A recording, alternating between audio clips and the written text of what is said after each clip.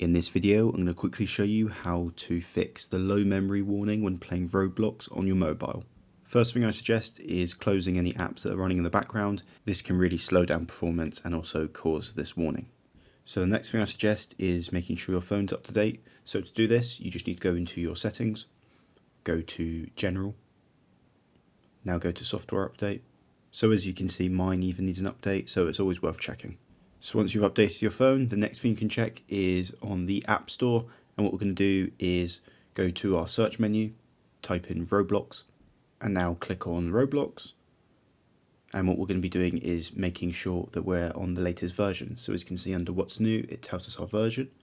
If we need to update this, we can go to the little Today tab, click on our profile, now click on App Updates.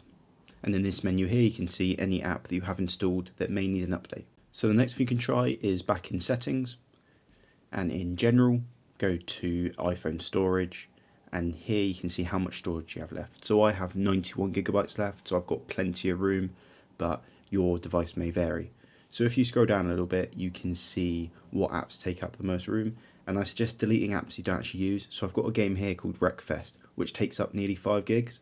So you can either offload the app and get rid of some of that data, or just delete it entirely and save yourself some space.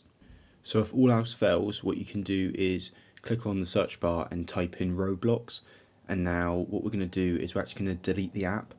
Once you delete the app and then reinstall it, I've heard that this can sometimes fix the issue. Thank you for watching the video. Let me know down in the comments below if you found this helpful.